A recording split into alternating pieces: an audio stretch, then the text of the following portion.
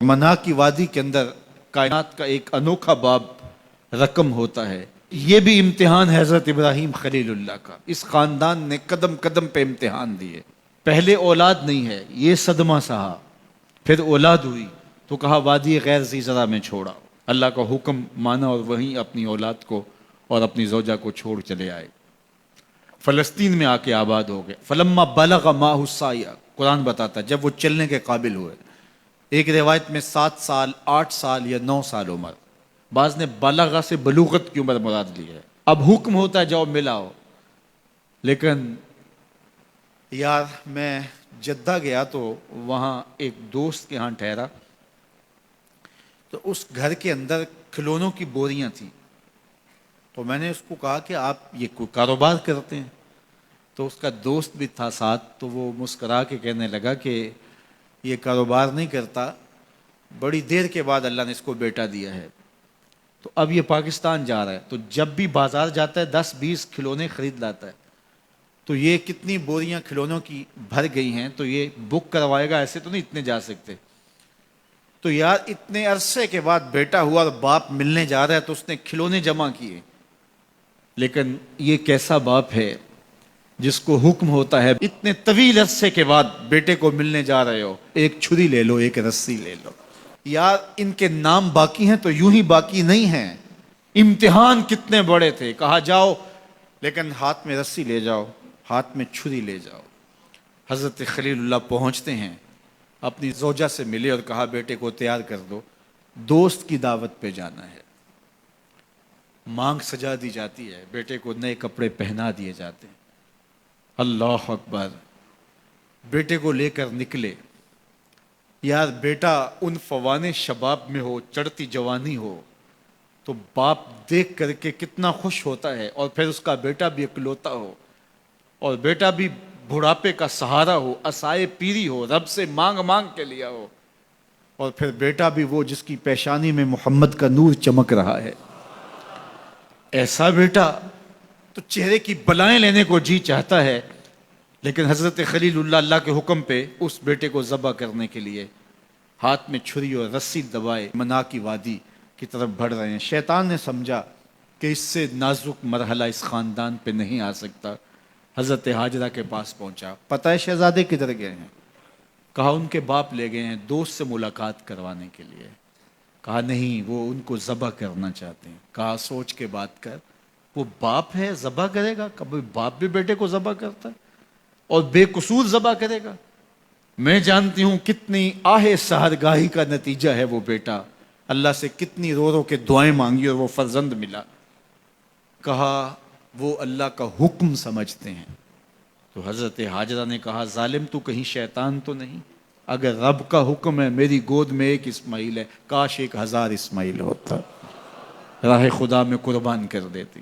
اسماعیل علیہ السلام کے پاس شیطان پہنچ رہا ہے۔ اسماعیل پتہ ہے تیرے باپ تمہیں کدھر لے جا رہے ہیں؟ کہا کہ کدھر؟ کہا کہ وہ ذبح کرنے لے جا رہے ہیں۔ کہا تم سوچ کے بات کرو۔ ان کی آنکھوں کی چمک نہیں دیکھی؟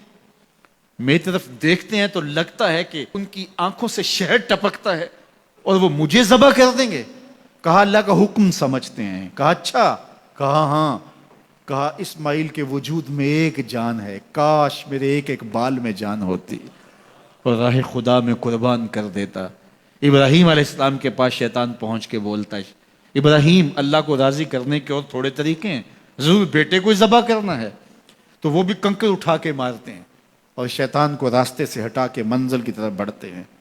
قرآن نے وہ سارا منظر بیان کیا ہے۔ فلما بلغ معہ السعی، باپ بیٹے کے پاس آیا اور کہا بیٹا میں نے خواب دیکھا ہے کہ میں تجھے ذبح کر رہا ہوں، فانظر ماذا تری، بتا تیری رائے کیا ہے؟ بیٹے پر سختہ طاری ہو جاتا، آنکھیں پھٹی کی پھٹی رہ جاتی، باپ کیا بول رہا ہے؟ لیکن یہ فیضان نظر تھا یا کہ مکتب کی کرامت تھی؟ سکھائے کس نے اسماعیل کو آداب فرزند؟ اللہ اکبر، فرزند ہو تو اسماعیل ذبیح اللہ جیسا۔ فانظر ماذا تری، بتا تیری رائے کیا ہے؟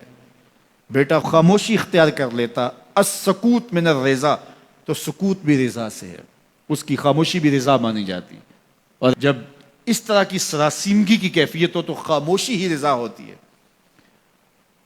بیٹا کہتا ٹھیک ہے آپ ذبح کر لیجئے۔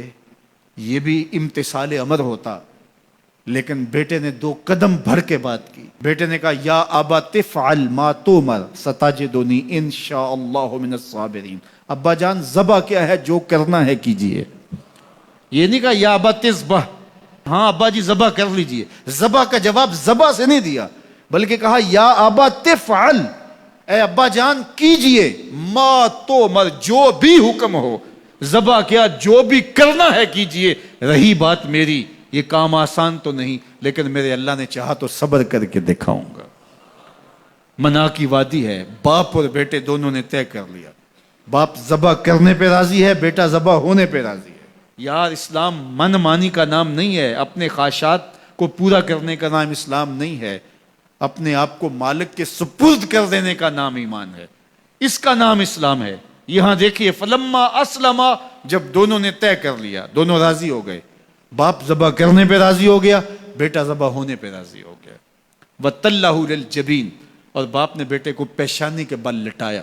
قرآن نے وہ سارا منظر بیان کیا ہے. اس پر مفسرین کے 2 قول ہیں. ایک یہ کہ الٹا لٹایا تاکہ کفا سے ذبح کروں، گردن کے پچھلے حصے پر چھری رکھ کے ذبح کروں گا، منمونا چہرہ میری آنکھوں کے سامنے نہ ہو اور میرے دل کے اندر کوئی جذبہ رحم نہ جاگے جس سے اللہ کے حکم کی تعمیل میں دیر ہو جائے.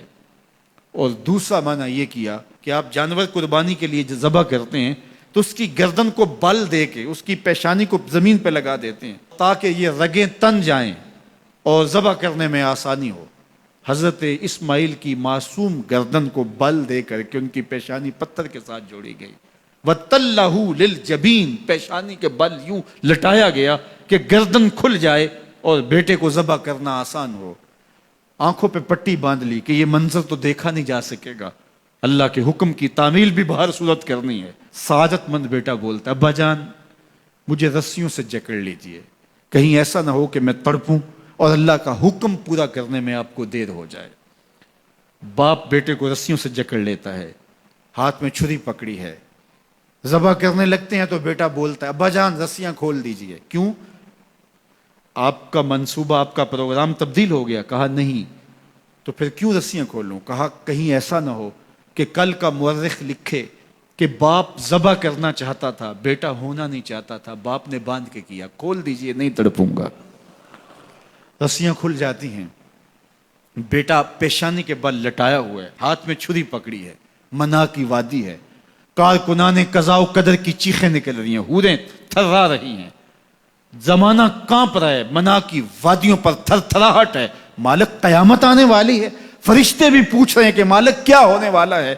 کہا تم کہتے تھے انسان کو پیدا کر رہا ہے، سجدے تو ہم کریں گے، ذرا میرے بندے کی ادا تو دیکھو، ذرا میرے بندے کا انداز محبت تو دیکھو، میری فرما برداری، انقیاد امر اور اطاعت اور امتثال امر کی مثال تو دیکھو، ذرا دیکھو میرا بندہ میرے حکم کی تعمیل کیسے کر رہا ہے.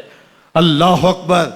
کائنات آنکھیں جھپک رہی ہے، سورج منہ چھپا رہا ہے کہ یہ منظر دیکھا نہیں جا رہا، اور منا کی وادی تھر تھر کانپ رہی ہے کہ ایک بوڑھا باپ ہاتھ میں چھری پکڑے اپنے نونہال فرزند کو ذبح کرنا چاہ رہا ہے. عجیب منظر ہے کائنات کے اندر. حضرت ابراہیم آگے بڑھے، بیٹے کی گردن پہ چھری رکھی اور پوری قوت کے ساتھ چھری کو جنبش دی. اللہ اکبر. لیکن ایک بال بھی نہیں کٹا. پاس پڑے پتھر پر چھری کو مارا. لما تقطع یا سکین، چھری کاٹتی کیوں نہیں؟ تو چھری نے آواز دیا الخلیل یامرنی والجلیل ینہانی، خلیل مجھے کاٹنے کا کہتا ہے، رب جلیل کہتا ہے خبردار ایک بال بھی کاٹا. کہا چھری تیرا کام تو کاٹنا ہوتا ہے. کہا حضرت آگ کا کام بھی تو جلانا تھا، جس نے آگ کو جلانے سے روکا تھا آج اس نے مجھے کاٹنے سے روک دیا. اس کا یہ مفہوم بھی نکالا جا سکتا تھا کہ میں نے تو چھری چلا دی، اب چھری نے کچھ نہیں کیا تو میرا کیا قصور. اللہ اکبر. دوبارہ چھری تیز کی اور حلق پر چھری کی نوک رکھی اور اپنا سارا وزن ڈال دیا. گردن کٹ گئی، خون بہنے لگا اور دل میں تھا کہ اتنا بڑا کام جو میں نے کر لیا. لیکن جب پٹی کھولی تو دیکھا منظر بدلا ہوا ہے. جس کو بیٹا سمجھ کے ذبح کیا وہ بیٹا نہیں تھا، دمبا تھا. اور جبریل امین پاس کھڑے ہیں اور اسماعیل مسکرا رہے ہیں. بے ساختہ زبان سے نکلا اللہ اکبر. تو حضرت اسماعیل بولے لا الہ الا اللہ واللہ اکبر. جبریل بولے اللہ اکبر وللہ الحمد۔ اب یقین تھا کہ یہ سارا اہتمام ادھر سے، جبریل کا آنا اور دمبا پڑا ہے اور ذبح پڑا ہے اور جبریل امین موجود ہیں تو یہ یہی لے کر آئے ہوں گے، اور بیٹا مسکرا رہا ہے۔ یہ سارا منظر، یہ قرینہ حالیہ بتا رہا تھا کہ یہ سارا الوہی اہتمام ہے، رب نے قربانی قبول کر لی۔ لیکن صرف اتنا ہی نہیں ہوا کہ یہ قرینہ حالیہ آپ کو یقین دلاتا، بلکہ منا کی وادی چمکنے لگی اور وہی کے اجالوں سے پوری وادی روشن ہو گئی، اور آواز آنے لگی وَنَادَيْنَاهُ يَا إِبْرَاهِيمُ قَدْ صَدَّقْتَ الرُّؤْيَا إِنَّا كَذَلِكَ نَجْزِي الْمُحْسِنِينَ۔ یہ منظر دیکھا تو ابراہیم ابھی کوئی سوال کرتے، کسی سے پوچھتے کہ یہ کیا ہوا، اتنے میں وہی نازل ہوئی، اے ابراہیم تو نے واقعی خواب پورا کر دکھایا، اِنَّا كَذَلِكَ نَجْزِي الْمُحْسِنِينَ، ہم اپنے بندوں کو یوں ہی صلہ دیا کرتے ہیں۔ تیرے بیٹے کو ذبح نہیں کروانا تھا تیرے ہاتھوں سے، ہم نے تیرا امتحان لینا تھا، بس ابراہیم تیرا امتحان پورا ہو گیا، ہم نے تیری سنت کو اب قیامت تک کے لیے باقی رکھا، قیامت تک کے لیے باقی رکھا۔ اور پھر خود میرا رب کہتا ہے سلام علی ابراہیم، ابراہیم تیرے اوپر سلام ہو۔ اللہ اکبر۔ منا کی وادی کے اندر حج کے موقع پر 40 لاکھ حجاج ہیں، تو کچھ شیوخ عرب کے اور باقی عمرا مخیر سعادت مند لوگ 100 قربانیاں بھی پیش کرتے ہیں، تو کروڑوں قربانیاں منا کی وادی میں ذبح ہو رہی ہوتی ہیں اور حدود حرم میں، اور بے ساختہ زبان پہ نکلتا ہے سلام علی ابراہیم۔ ہر سال یہ شور و غوغا ہوتا ہے کہ اس مرتبہ قربانی بہت مہنگی ہے، شاید زیادہ لوگ قربانی نہیں کر پائیں گے، لیکن جو ہی موسم قربانی کا آتا ہے گلیوں اور بازاروں کے اندر جانور گھوم رہے ہوتے ہیں اور ان کو دیکھ کے بے ساختہ زبان پہ آتا ہے سلام علی ابراہیم، ابراہیم تیرے اوپر سلام۔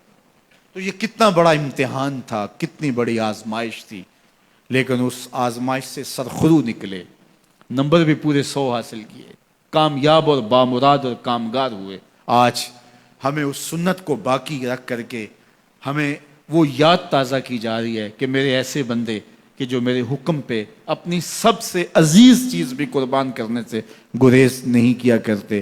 ہمارے ایک بزرگ فرمایا کرتے تھے کہ ہر بندے کا ایک اسماعیل ہوتا ہے، جب تک وہ اپنے اسماعیل کی گردن پہ چھری نہیں رکھتا رب کا قرب نصیب نہیں ہوتا۔ تو جو تمہاری محبوب چیز ہے اس کو راہ خدا میں جب تک قربان کرنے کا